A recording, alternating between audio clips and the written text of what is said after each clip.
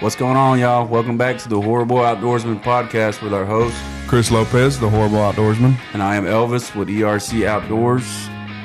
We have opened up a shop, C&E Custom Outdoor Services, to fulfill all of your outdoor needs. All right, so y'all stay tuned and enjoy the episode.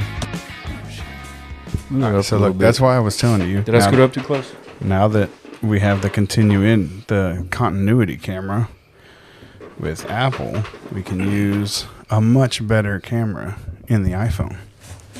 Actually, I'm gonna move back. Oh, let me get. Oh, that's on video with my boobies flopping. Let's get nice and there we go. How's that? Better be careful where you post that. You might make some money. Hey, OnlyFans for the fatties. Hey, people are into that shit, man. Hey, man, whatever it takes. Whatever it takes. Y'all remember Any Given Sunday? All right. That's loud.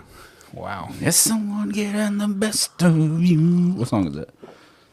I have no idea. That sounds like some Nickelback shit, though. Is someone getting the best? I was never into Nickelback. Oh, that's the best. No, wait. That's not Nickelback. Not Nickelback. That's Bon Jovi.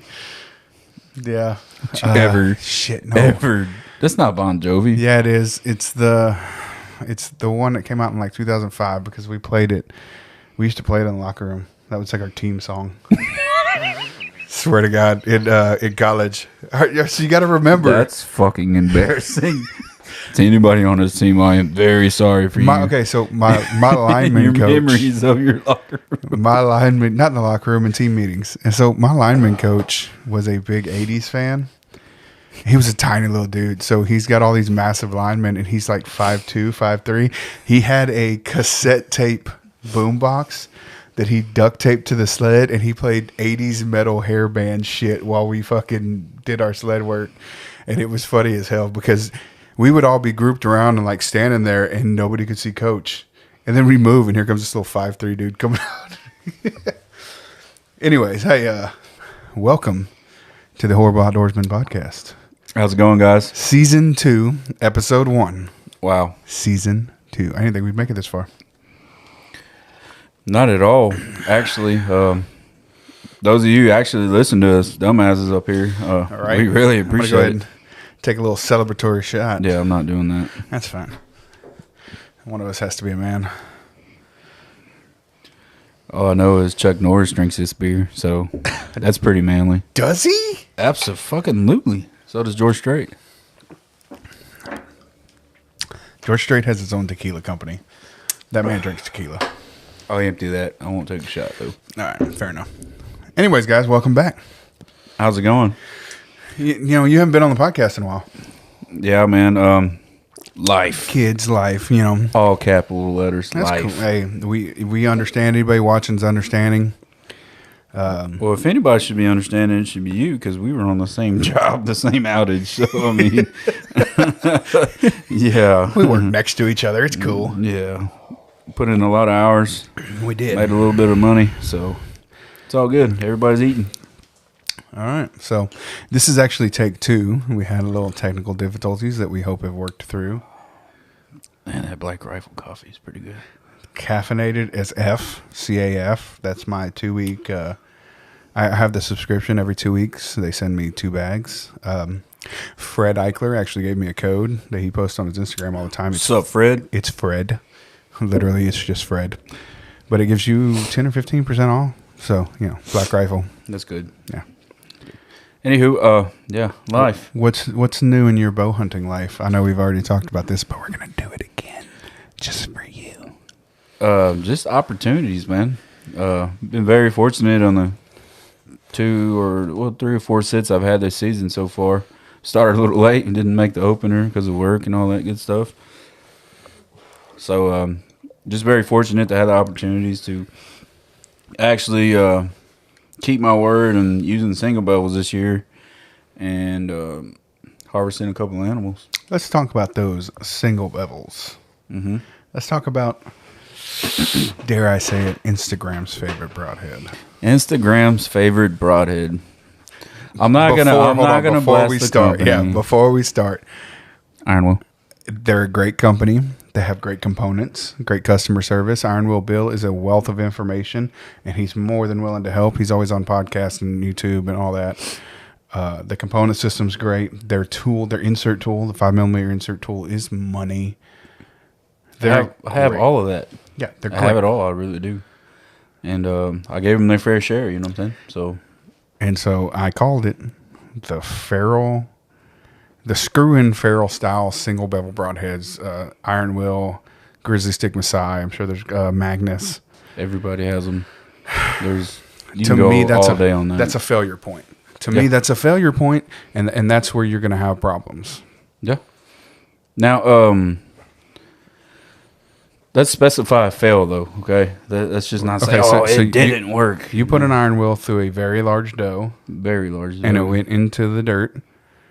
Doe died. Mm-hmm. Doe died. Quickly. Did her job. The broadhead did his job. Did the bleeder blades help? Not like we've seen on Instagram where there's this big gaping box tubing hole that these bleeder blades are gonna do. No, that did not happen. Okay. Did they cut? Yeah, but they didn't open up any gigantic hole inside of this doe. Like it wasn't, and it wasn't what killed the doe. Do you remember when we talked to Troy? He was very skeptical. Oh yeah, like he really didn't even want bleeder blades. No, he said that. I mean, he pretty much said that about the tough head blood rings. Yeah, we made them for people. Wasn't excited. No. I mean, he may have seemed excited to other people, but us being from the South, we know. Yeah, we can just read people. But anywho, I mean, it harvested the doe. She only went 35 yards. I mean, at the end of the day, the broadhead did its job. It did. It didn't fail. So back to what we're saying, let's specify. Did you fail anything hard? It skipped off of a rib bone, but it didn't directly squarely hit rib bone. And this is a Southeast Texas whitetail doe, so you're talking about a pinky-sized rib bone, maybe? I'd go middle finger, maybe. Quit flicking off our view. Oh, what a dick. Sorry about that. I didn't mean to do that. It looks like that, assholes.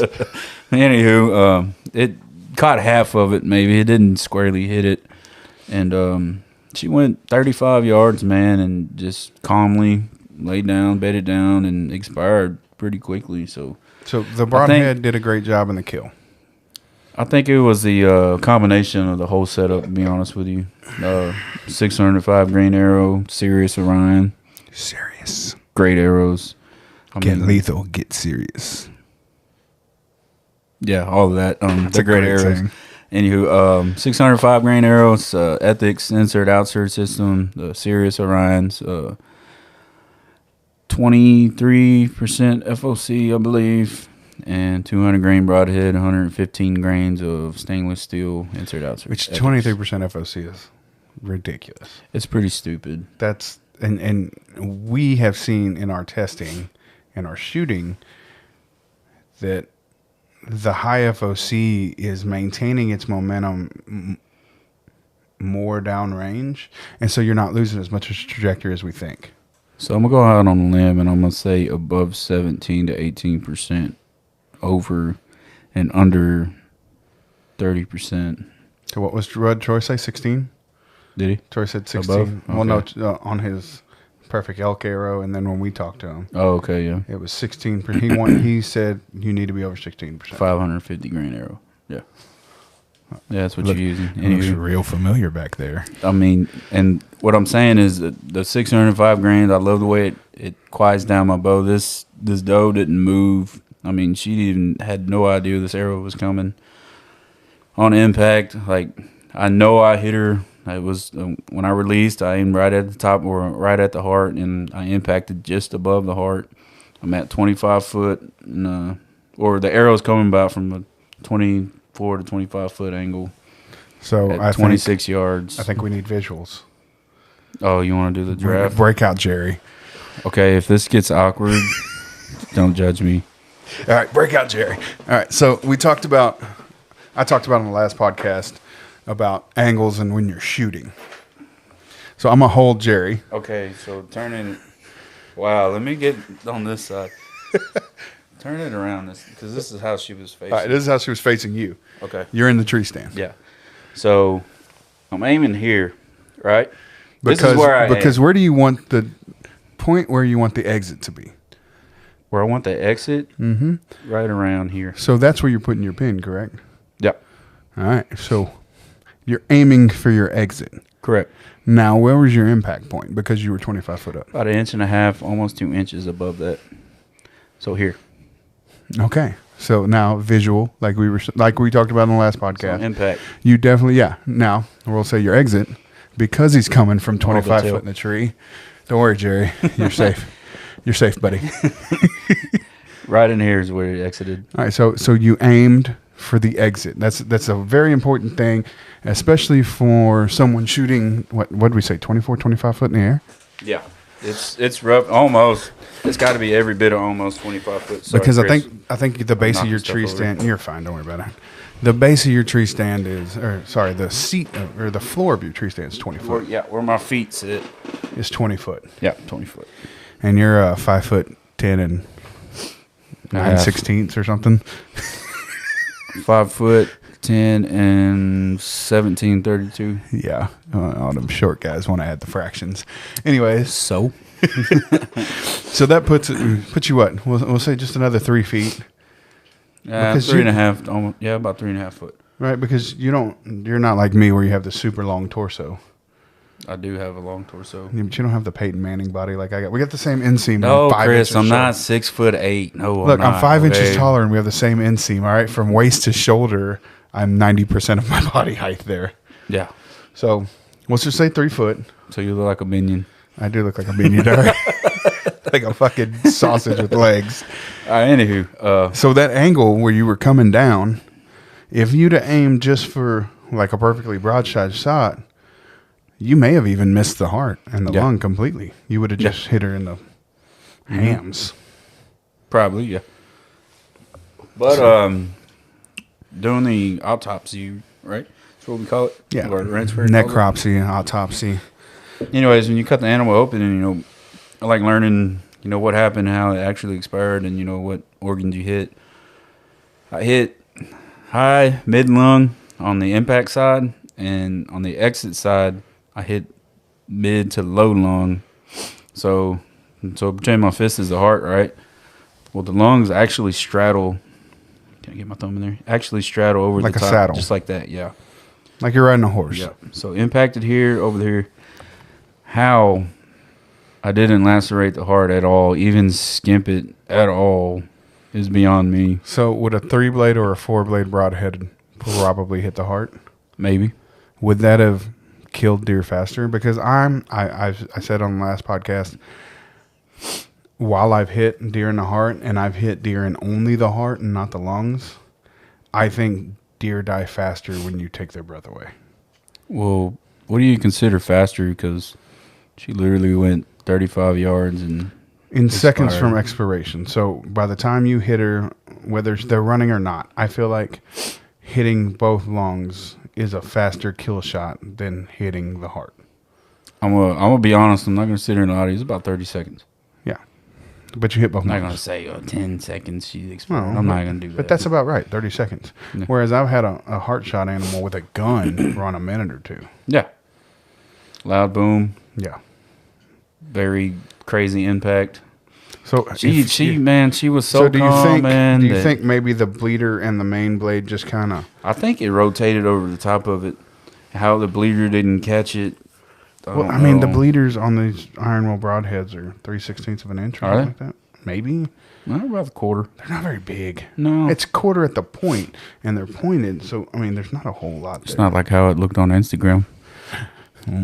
On the gram. You Yeah. want to know what it looked like on the gram? It looked like somebody shoved a piece of square tubing through there. Yeah. Like cut out a square and like pushed it Halloween, through. scary movie type gore. Bro, it looked like a shotgun shot. Like it looked like That's it why I bought balloons. them. They're like, Oh they my got God. me, man. They sold me on that. It I'm looked, like, yes. right, like that was on a advertising. single bevel, yes. It looked like somebody shoved a shotgun in there and was like, "Hey, look what this slug does," Yeah. and put a hole in it. Mm-hmm. That didn't happen for me. Okay, so but I'm not saying that wasn't a shot that was made. What I think is that was more of a outlier than commonality. You want to speak English to me? I think that was maybe a 1 in 1,000 Yeah. shot versus what they're normally going to look like. I don't know. It just didn't happen. But, I mean, at the end of the day, she expired quickly, and that's what we want. So no tracking job. Oh, I love it. No tracking job. You didn't hit anything hard. Nah, it's skimped off of the rib bone. This is Bayou City Black Gumbo Mud. If y'all don't know the H, Bayou City. Mm-hmm. Also in the World Series, go Stros.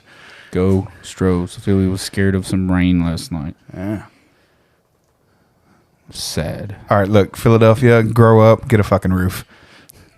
All right, yeah, I know what y'all wanted. Y'all were like, we're not going to have a roof because one day we're going to be in the World Series and we're going to need Nola to come back and pitch because all our other pitchers fucking suck and our bullpen ain't worth a fuck. And that's what happened. Don't have that problem in Houston. You want to know why? Because roof.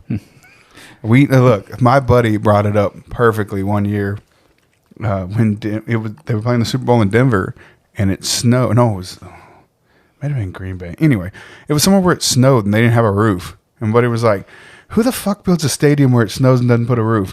We know in Houston it's 957 degrees, so we built a fucking roof so we can have some air conditioner. Fucking grow up.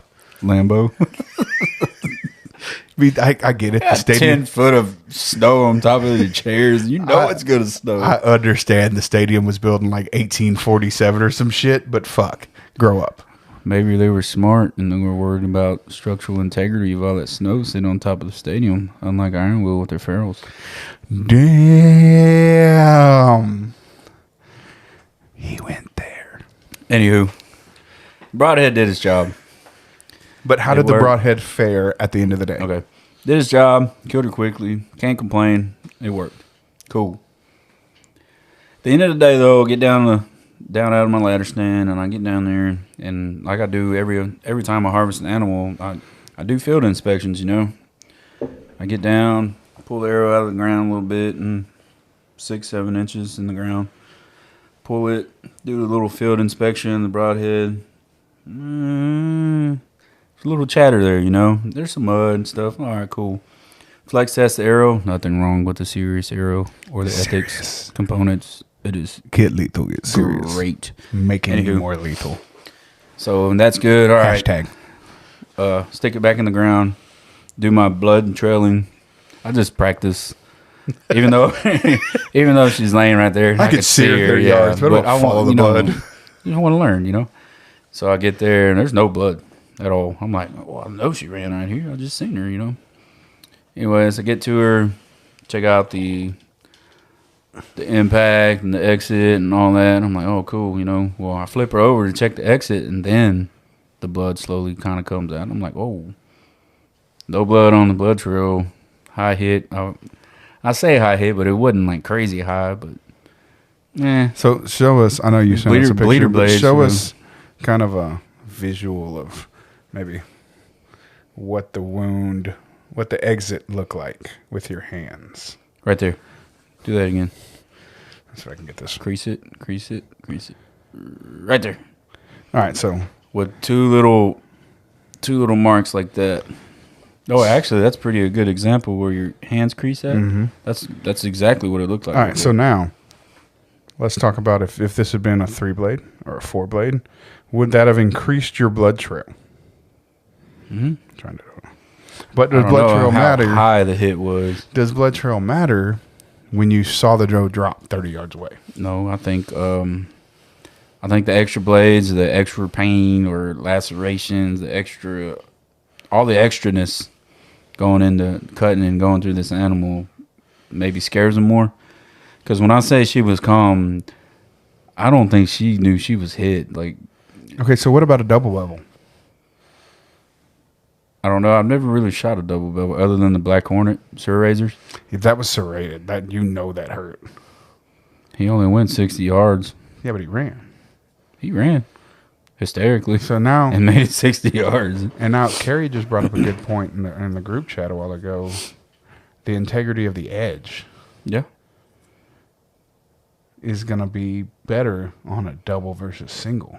Is it? Yeah, because you have more surface area on the bevel to break. Think so?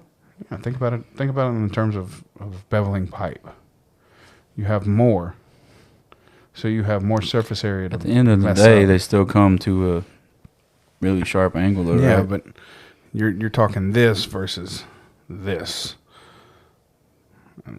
You know, I think you have more surface area to have malfunctions or chatter in the blade. Maybe. And double bevel is going to be easier to get sharp. Let's be honest. Not in my experience. Not when I sharpen my single bevels.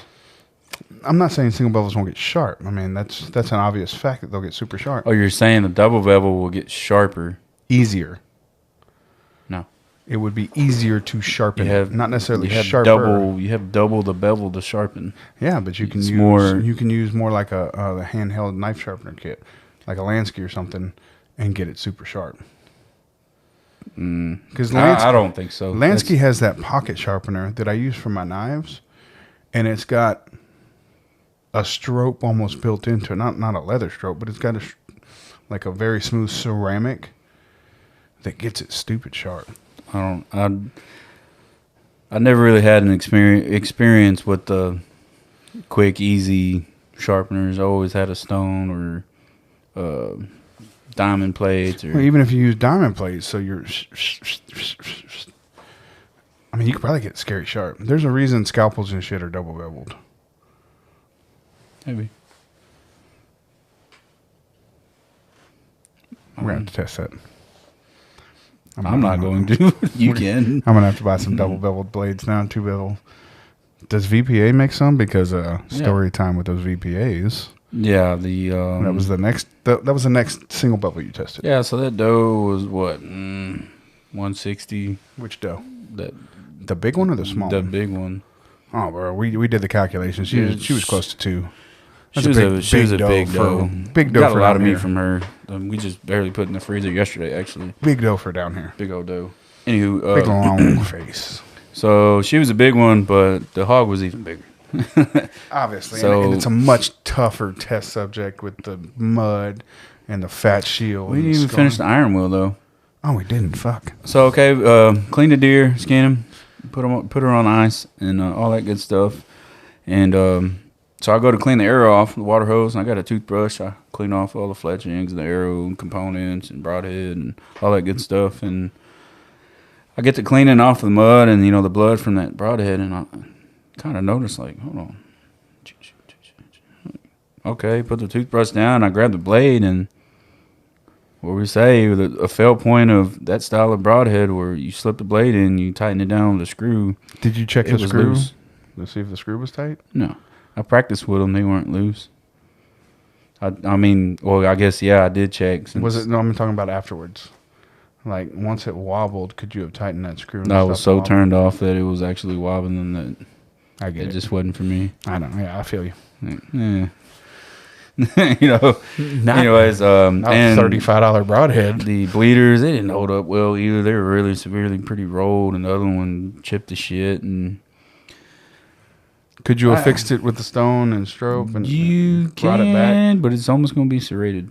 It's gonna look like a Magnus Serrazer. Yeah, it's going to be serrated, so. So Magnus Serrazer is what, half the price, a third of the price, Yeah, but and you'd have basically had the same thing. that head performed great, but it's just so damn loud, man.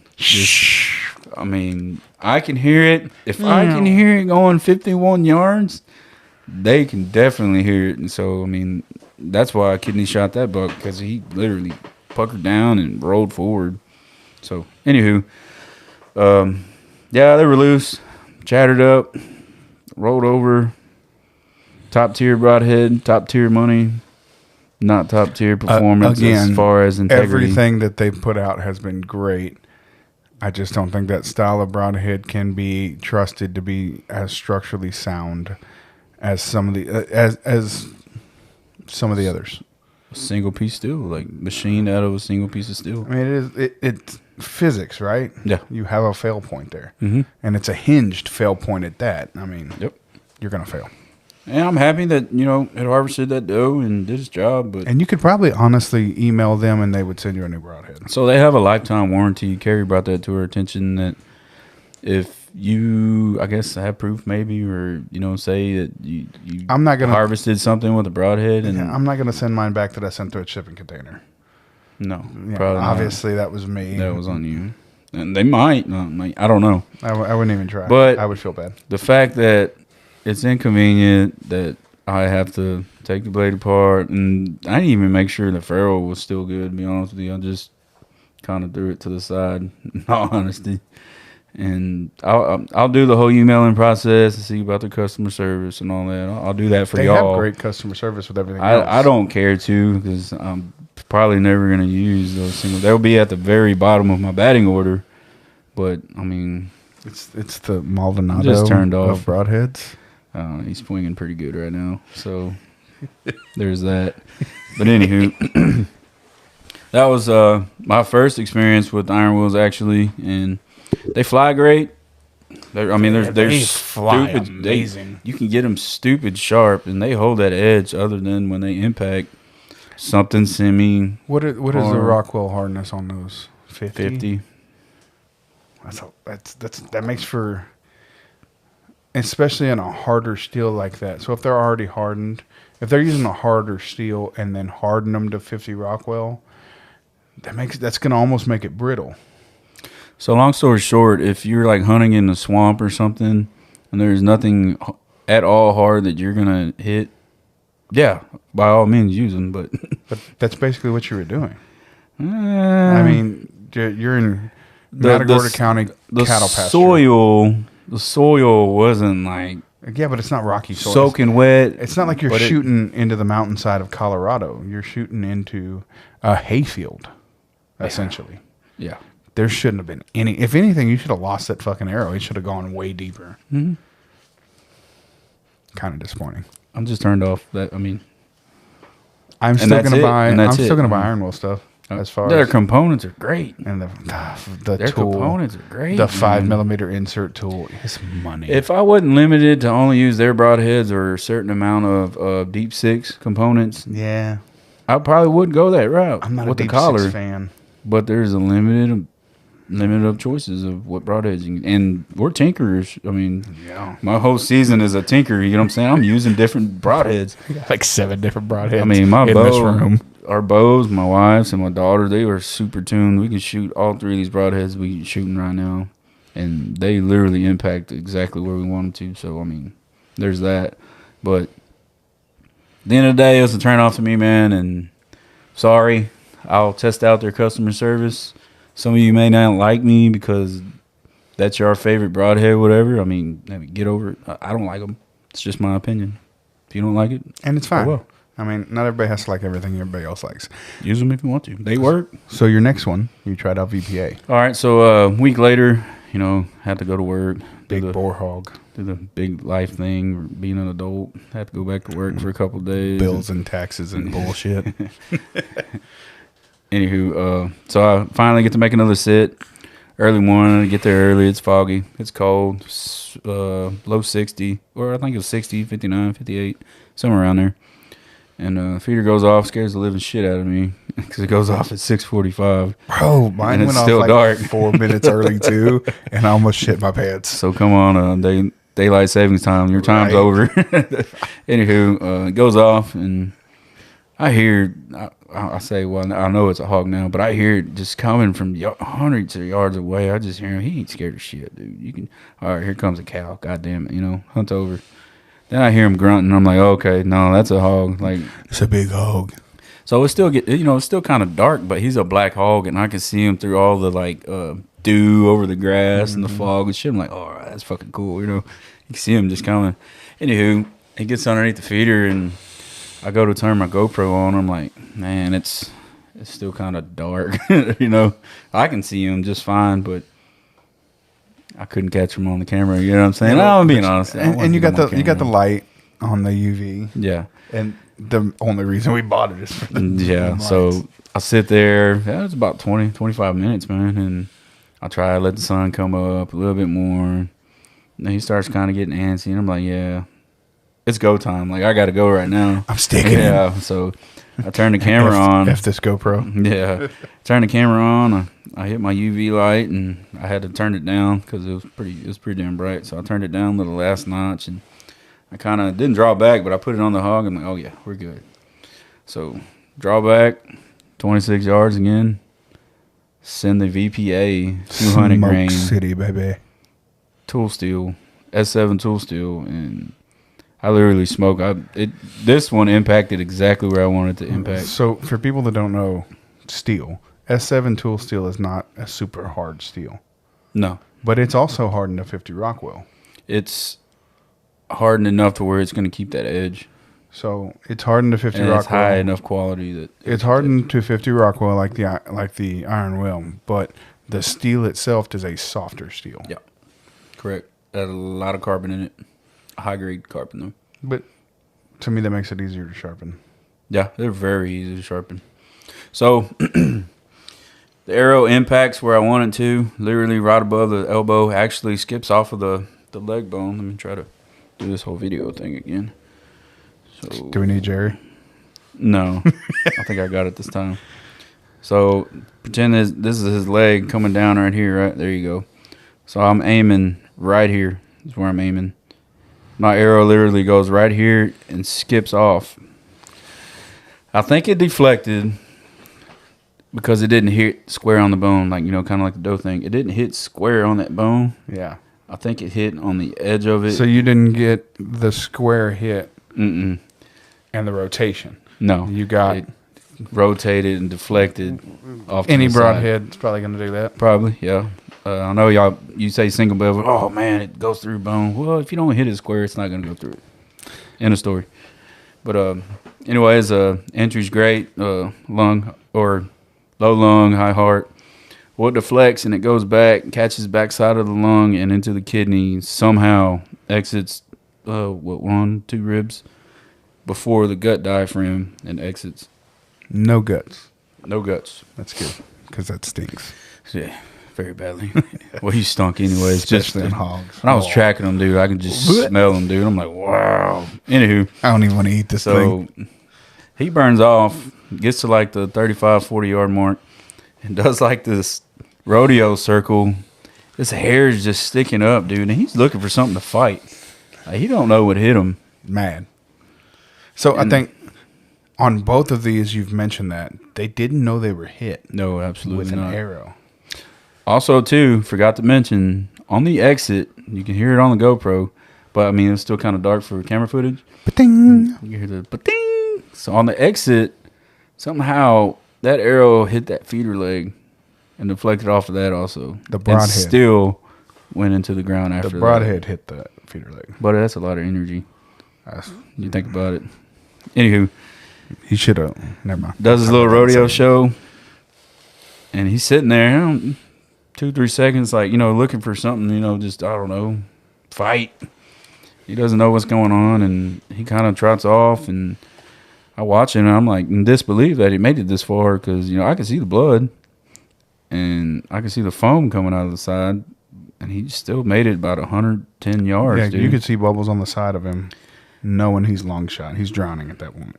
110 yards, he still made it 110 I yards. think that's a testament more to how tough hogs can be than anything else. It was not his day, or he thought it wasn't. That's for sure. So all that happens. I give him some time, wait on some deer. A couple spikes come in. They were a little bit smaller than I'd like. If they were a little bit older, because I'll shoot a spike. I don't care if they got meat on them. But he was kind of young. Yeah, he was kind of young. Let him walk. Is that same one that's been begging for it? Yeah. So the story behind that one, why I wouldn't shoot a spike this year is that we're probably not going to be able to hunt this place. This is probably our last season. Farmers selling the land, all that good stuff. So literally going to be looking for somewhere to hunt next year. So I'm going to get as much meat just in case. I mean, you know how hard it is to find land right now to hunt. That's actually... If anybody knows, we're both going to be looking next year. Yeah. So hit us up on the email. Hit us up. Preferably be archery only, least. Yeah, I would want to hunt. I don't need rifle. Yeah, so The rifle's sitting right there with dust on it. yeah, I haven't harvested an animal with a rifle in Bro, the I bolt's don't not know even how in. long. The bolt hasn't gotten put in that deer rifle in like 2 or 3 years. The bolt's sitting on the cabinet above it. So anywho, get down. Like I said, the same thing. I do the same thing every time.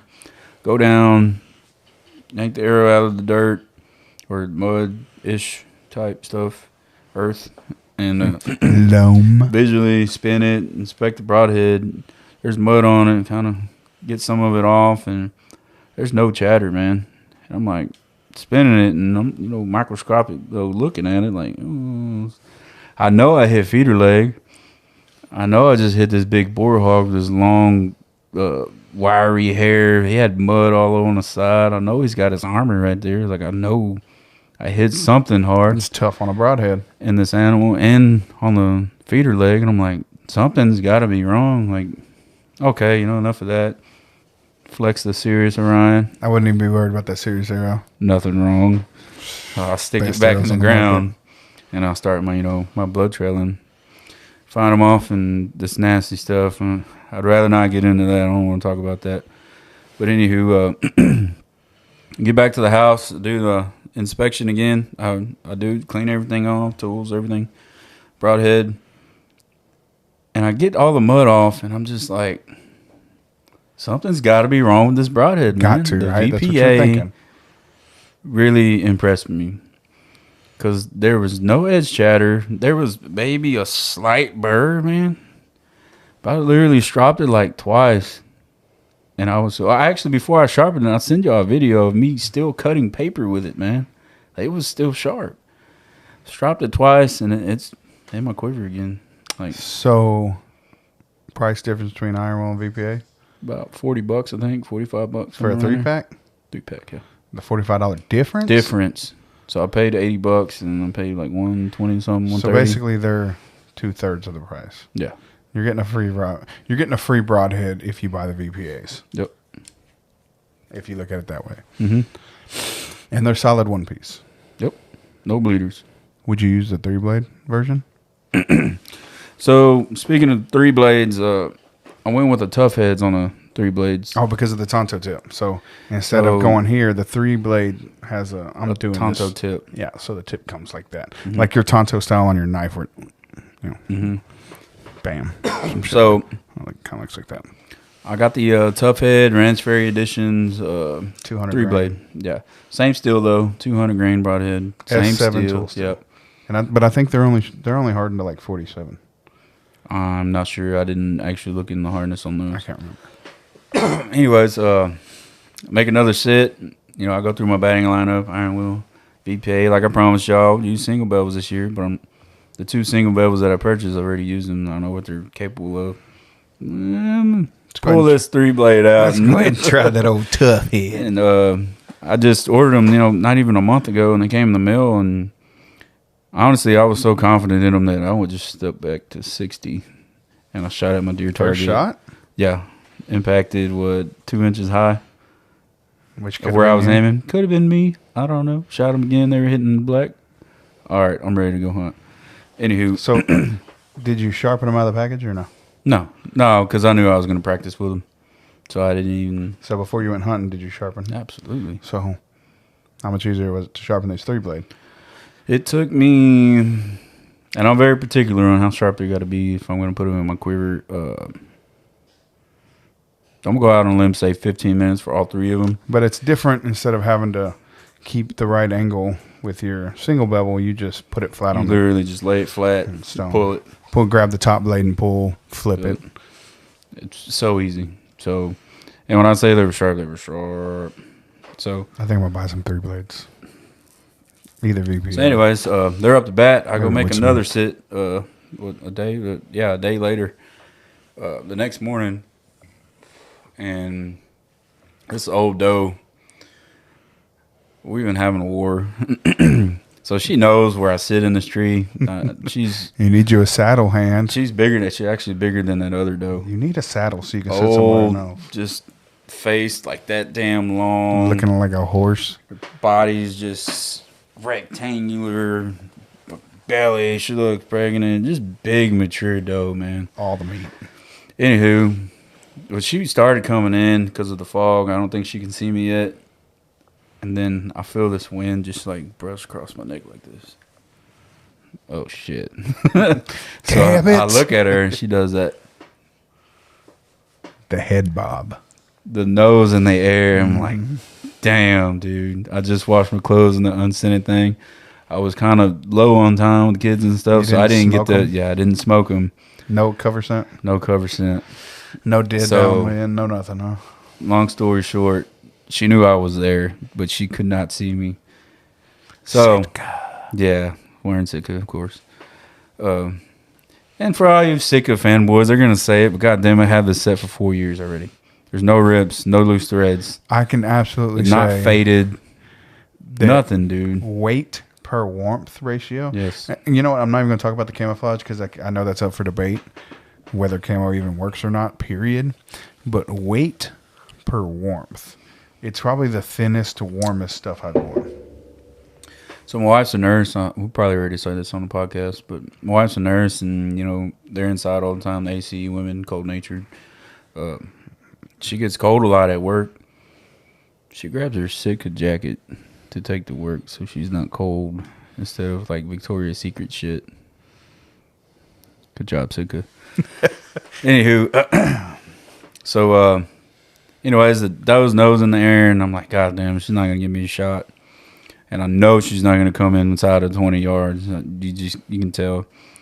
So I can say, I guess, lack of experience. I'm just probably just on the edge of seeing what these broadheads can do. She gets to 40 yards. Well, I ranged her at 43. And I think she was at 40 because she took a couple of steps, kind of like toward me, but sideways. And I think that was that 3-yard difference. So I held it, drew back. She kind of caught me drawing back. But she didn't see me, but So she knew you held something for was 40 wrong. or you held for 43? I held for 43. Ah, okay. She took those couple of steps. Well, I held. So I guess I held for 42 instead of 43 because I held a little bit lower. I'd be lying if I said I wouldn't. But you still probably should have gone. I should have. There's a 3-yard difference. Yeah. And she's nervous. 40 yards, dude. Anywho, I let it go. It's exactly where I was aiming. It looks very promising until like the last 10 feet. She like literally turned into a U-boat, man. Just Chest to the ground, rolling. arrow just went straight over her, man. I'm like, no. You know, I'm upset, but I'm like, okay, you won this time, you know. I get it. I'm coming back for your ass. I can't wait. It's all right. So all that goes down. Spike comes back out. He's begging for me to shoot him. I just can't do it because he ain't got enough meat on him.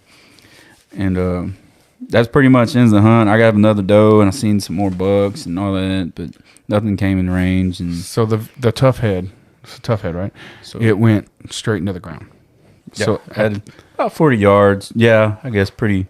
So at this Pretty point, linear. not straight into the ground, but it went into the ground. So at this point, it's done half of the work that the iron will has. Yeah, pretty much. Yeah. So it should be half as damaged.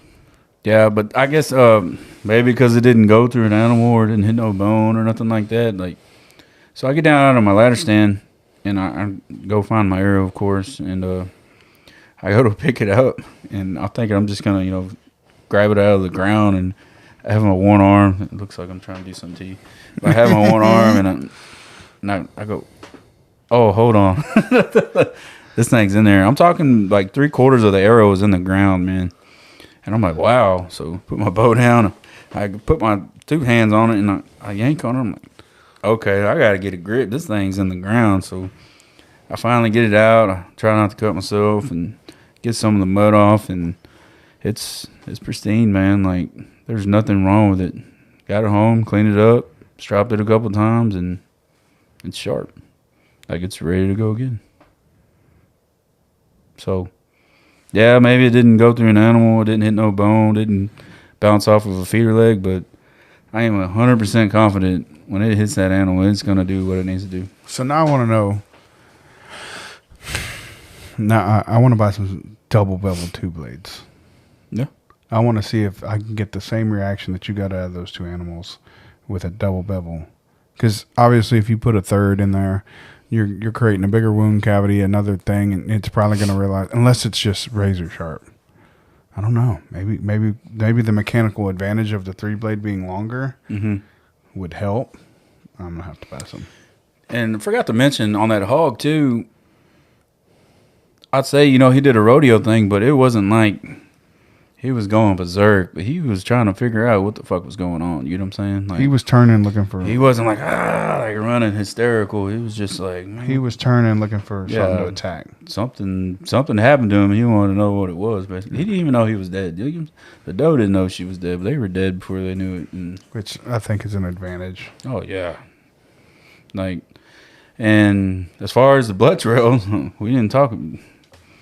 Iron Wheel, of course, it didn't need a blood trail. We can argue that, but for going 110 yards, the first blood for that VPA was about 30 to 35 yards, anywhere in that range, where I finally seen the blood for that boar hog. That's a lot of blood.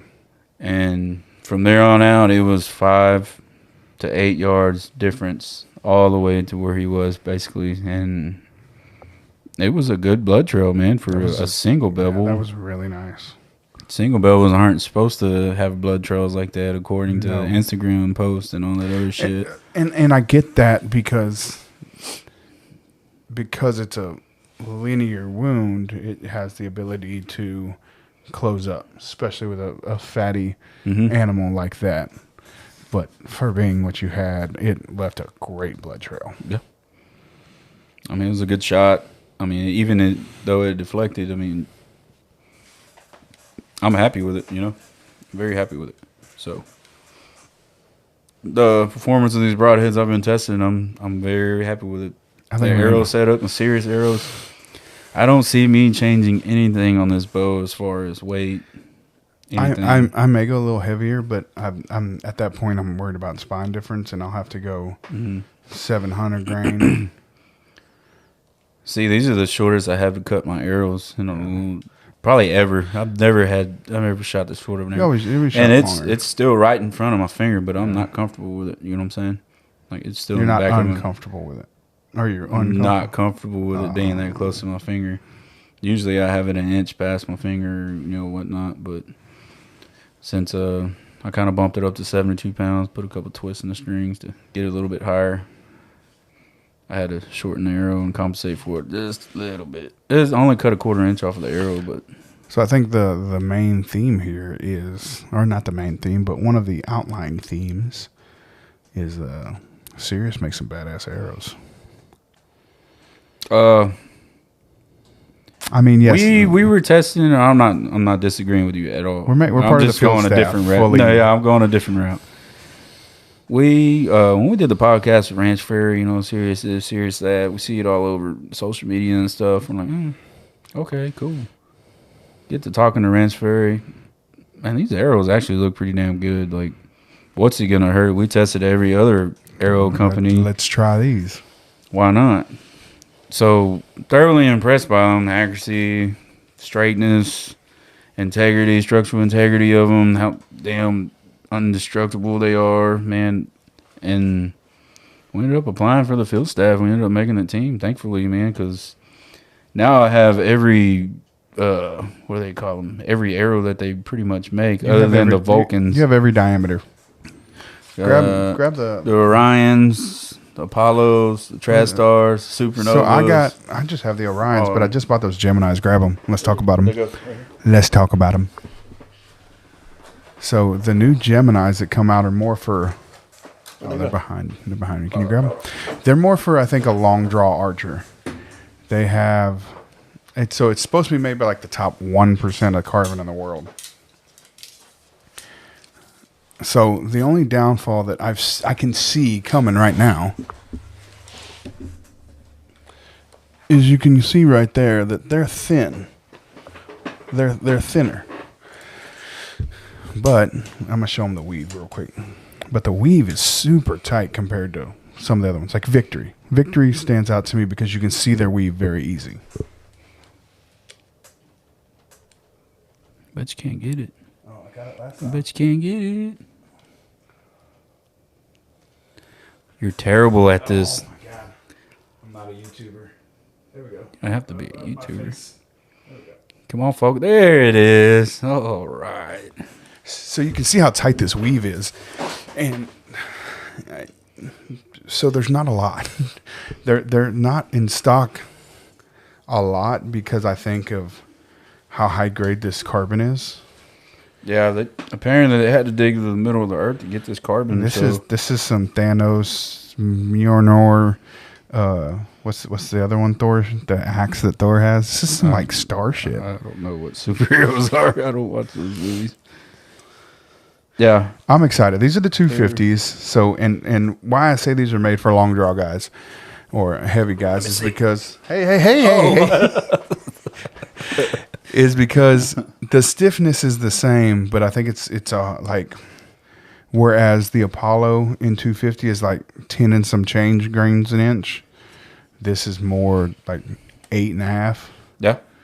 So I can load up the same amount of weight up front. I'm going to have an overall less heavy arrow, which is going to push my FOC more. And according to Dr. Ashby, your FOC is way more important, according to his 12 factors, than your overall mass. Which I believe too.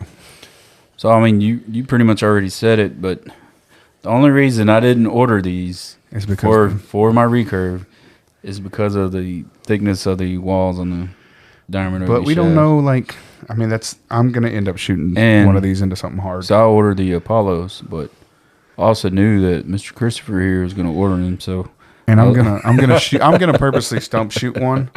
In the 200 and the 250s, I have 200s too, building for that Nalgai hunt, which I will be in the 700 and so grains. But I may run these at 600. Hell, I may leave them full length because they're not. I may leave them full length and see if I can get the 200 spine to 650 grain. I mean, why not, right? They look like decent arrows, man. I mean, they look you good.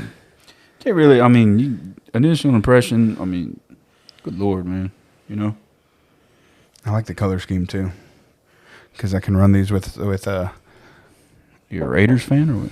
No. Well, that's pretty cool how they got that moon in there, right? So like I can run state wraps. He makes great wraps, but I can run those white Texas ones, or even the best country in the United States. These reflective Texas ones, and my all white, and I think it's just going to look awesome. I don't know. I'm pretty excited. And you can go for all that bougie look stuff. Hey man, I don't want to know how they shoot, and I don't want to know how they penetrate. We're definitely. And I want to know how they hold up. We're definitely gonna test that. If I can figure out how to put a 200 grain broadhead on the front of these, I am. I like for my bow to be cosmetically pleasing too, so we'll have to do some. I'm just talking shit. We'll have to do some testing. Yeah, but yeah, I'm impressed. I want to see him go through a tank though, so. Or a shipping container. Or he can let me borrow one and let me shoot that big old 300-pound hog I got running around. I can just come shoot it. Is that the one that has the tag that says "Do not shoot"? Yeah. We'll talk about that on another podcast. Oh, okay. All right. Well, I mean, so I know you haven't actually punched the tag though, but you got some animals on camera that you're pretty excited about. One really good deer. That's about it.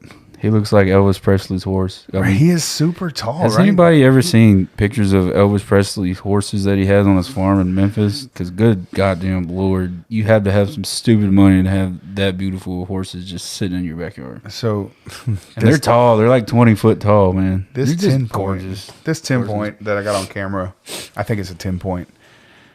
I think. I'm pretty sure. If it's not a 10 point, it's a huge 8. Oh, shit. What happened?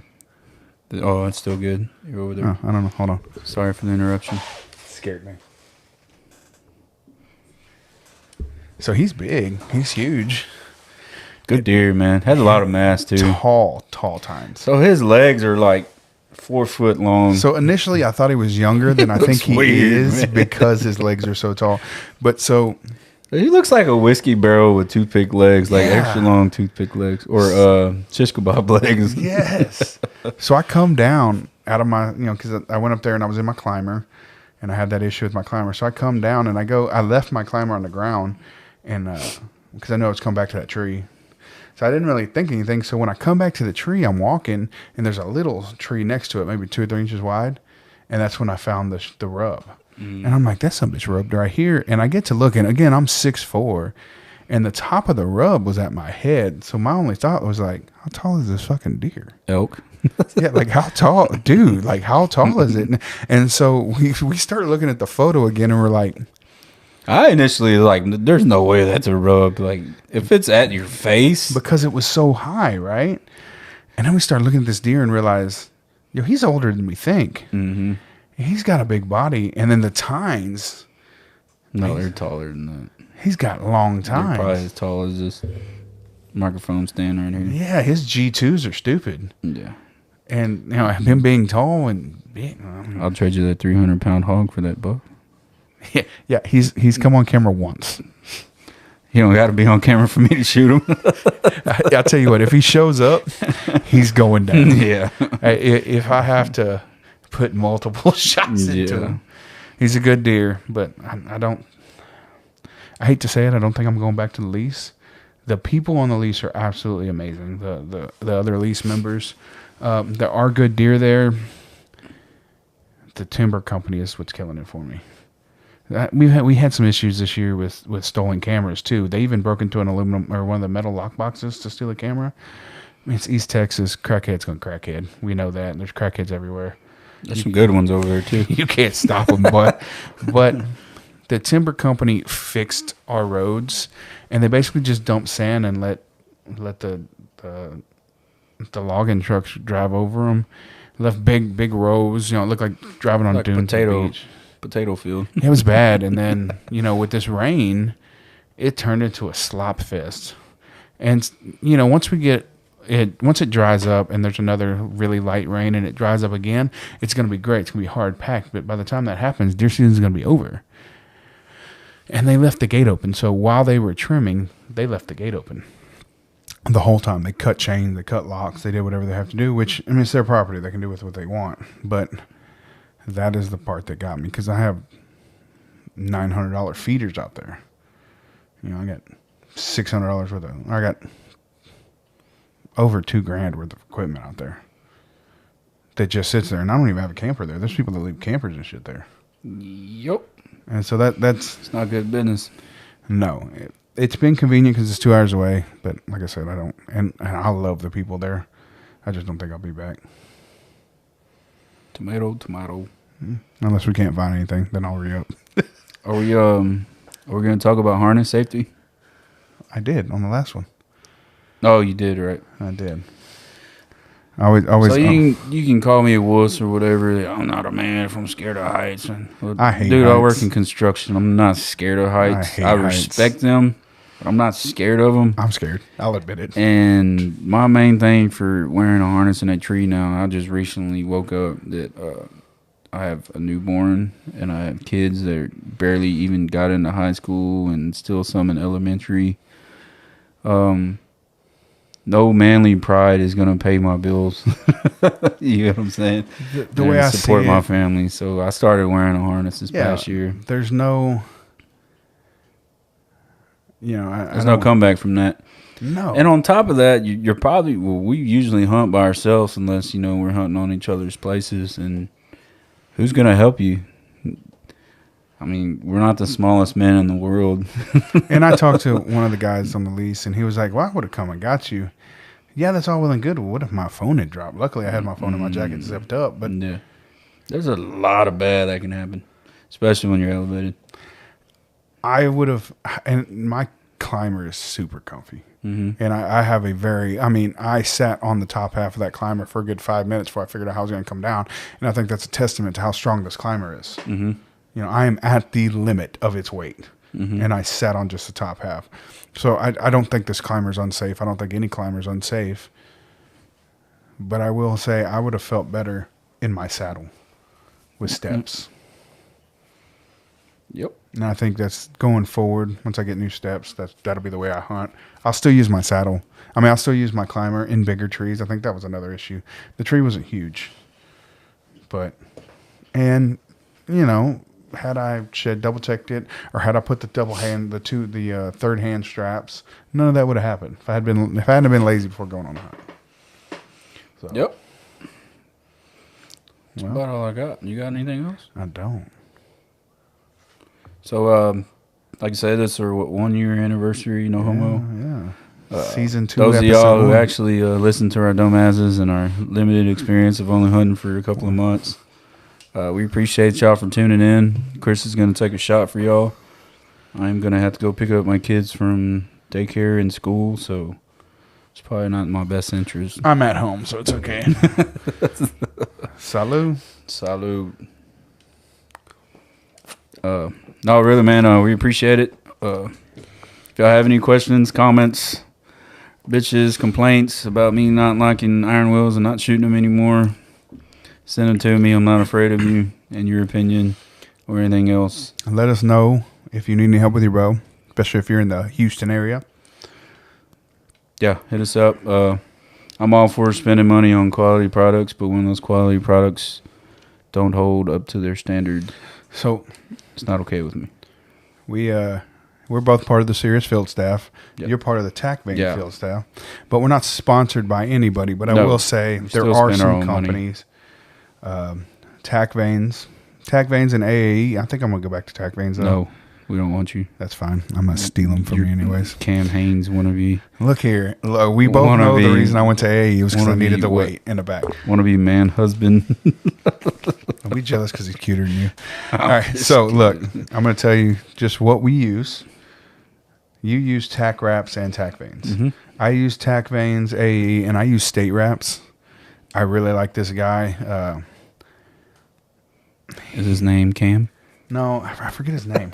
He does the mountain archery fish, but I have tons. I think he puts out a quality product. Yeah, they're customizable, dude. They're customizable. Nice. You can put logos on there, Mm-hmm. Different whips, different lengths.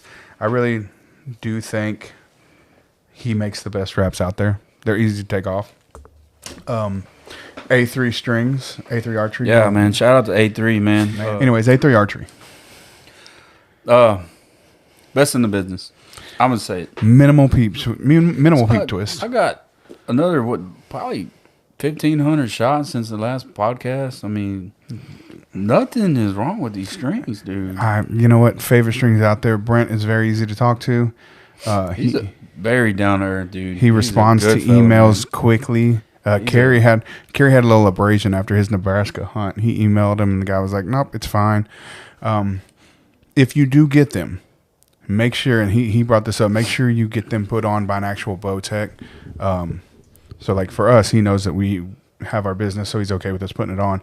But if you put them on yourself and you come back, oh, you know, this and this and this went wrong, he's probably going to say, well, it might be your fault, which is understandable from a business standpoint, you know.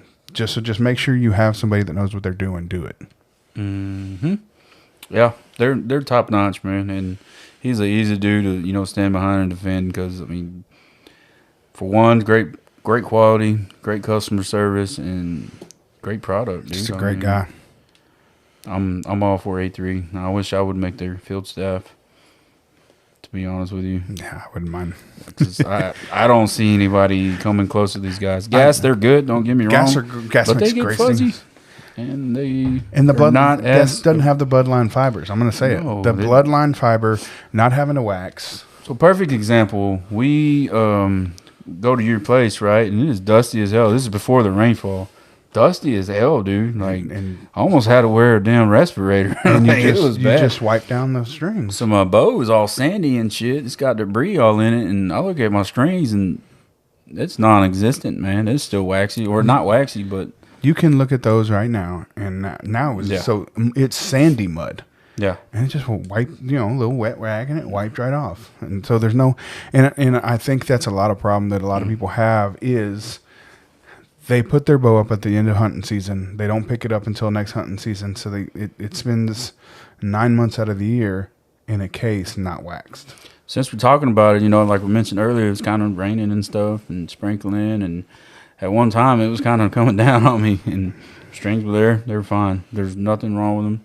When I blood trailed that hog, he was in some swampy shit, some nasty stuff you don't want to be in. It got all over my strings and my D-loop and stuff. And not having to wax your string. Not having to wax your string. Absolutely in love with these strings. Like, honestly. Anyways, that's the stuff we use. I know some people sometimes ask. Yeah, and we use this stuff because, for one, we actually love their product. And for 2, well, that probably should have been number 1. They just fucking work, man. Like it's just Number one thing is they work, dude. Like there's no you can't beat around the bush with them. Like it's gonna do their job. You can trust them. Is I guess what I should say. You can just trust what they do and how they hold up, and they do their job well. All right, well, that's it for this episode. I think we're gonna try to do more video stuff. I definitely want to try to get a video in the bow shop while we're working on bows and stuff. Mm-hmm. And I think maybe we'll get some lav mics or something, or we'll just have a big boom where we can put a mic up and talk. But I definitely think this video, having the capability to do video now, is gonna very improve what we got, and I think it's gonna make. I think it's gonna make this podcast take the next step forward. Yeah. Like I said earlier, a year down. Appreciate y'all for tuning in and everything. Those of y'all that actually listen, we really do appreciate it. And we enjoy doing it. And I'm sorry I'm not here that often, but I mean, family first. And we look forward to sharing more hunting stories and experiences that we have. On probably the next time I'll be on here, we'll be talking about how the tough head did on an animal, hopefully out of my wife's bow. So. And that's what does she draw? 41 pounds. At 26 inches? 26.5 inches. Not a speed bow either. No, it's going 186, but it's a 565 grain arrow. So we'll definitely see the heavy high FOC. 27%. Yeah, we'll definitely see what the high heavy FOC can do on a low pounded shooter, which to me is more where that stuff needs to land anyways. That's why I'm so excited to get her up in the tree. For 1, it'll be her first deer, which is awesome. For 2, it'll be her first archery harvest. I mean, if everything lines up, God willing, but I'm excited, dude. I've been chomping at the bit to get her out here, trying to get babysitters and do all that at 4 o'clock in the morning. It's tough. It's pretty non-existent. So, I mean, I'm excited. Hopefully Saturday's the day and the weather holds up. If it don't, we got Sitka gear and A3 strings. So Come on. All right, that's hey, all I got. I just want to say thanks to Sirius one more time. Yeah, man. Okay, man. Sirius arrows, A3 strings, tack vanes for me. He also likes the AAE, however you say it. AAE, I'm probably going to go like tag vanes, so let's be honest. VPA, I'm very impressed with you right now on your single bevel. Y'all did a great job on that. Tough head, I'm almost positive. We'll see the results like we just talked about. Matthews bows, they don't get no quieter. I mean, what else, dude? Ultra View, we love your scope for your light. I mean, okay, I got one downfall on the Ultra View. No, we're going to talk about that later. Are we? Okay. It rattles. I can't find it. It might be me. I don't know. It's the loudest thing on my bow. It has a rattle somewhere. I checked all the screws. I don't know if a plastic piece is cracked. I cannot figure it out, and it bothers me because my bow is so quiet with this heavy arrow, and I can hear the sight, and it pisses me off. But it may not be them. It may be me. I don't know. When I figure it out, we'll let you know. All right, guys. Well, until next time, it was good seeing y'all. Always knock an arrow and always wear your safety harness. Later, y'all.